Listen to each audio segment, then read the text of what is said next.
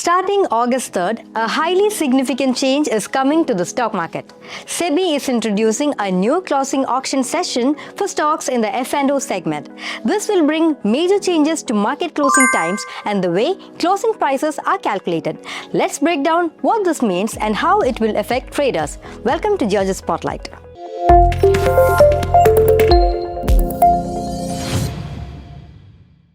A stock's closing price is highly critical.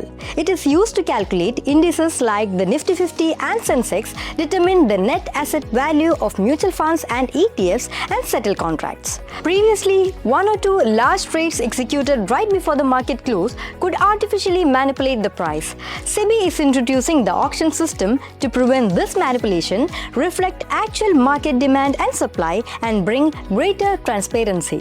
This auction method is already standard practice in world-class markets like the New York Stock Exchange and the London Stock Exchange. So how the closing price was calculated previously? Historically, the closing price was determined using the volume-weighted average price of trades executed in the last 30 minutes of the session. For example, imagine 900 shares of a stock traded at Rs 100 and only 100 shares traded at Rs 110. Even if the last traded price was Rs 110, the majority of the volume occurred at Rs 100, meaning the closing price would settle near Rs 101. This was a good method to ensure a single outlier trade didn't skew the overall closing price. What is the new closing auction session? From now on, the volume-weighted average price method will be replaced by an auction method for F&O stocks. The exchange will aggregate all buy and sell orders to find an equilibrium price, the price at which the maximum number of shares can be traded. This equilibrium price will become the new official closing price. Let's see how the 20-minute auction works.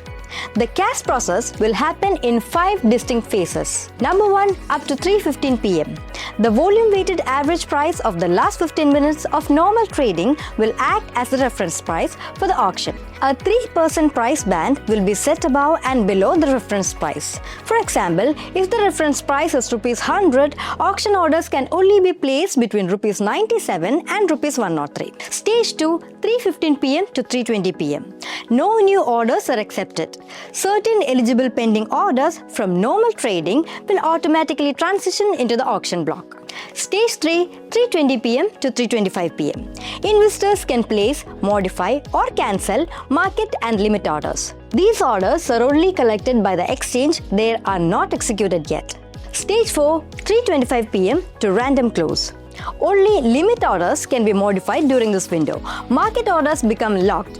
To prevent last-minute order dumping or clustering, order entry will close at randomly generated time between 3:28 p.m. and 3:30 p.m. The final stage, 3:30 p.m. to 3:35 p.m. All collected orders are matched. The price point that allows the maximum number of shares to be traded will be finalized as the official closing price for that stock. F&O derivatives.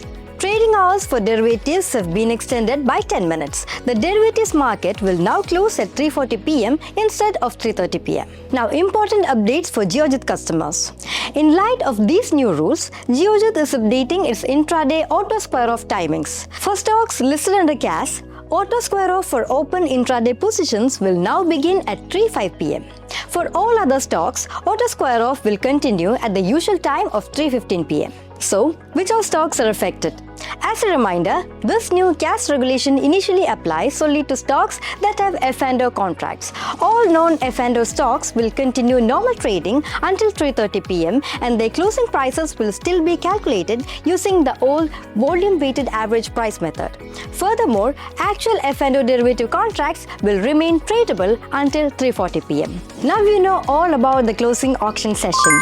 For more such informative videos, subscribe to Geojit Spotlight. Thanks for watching.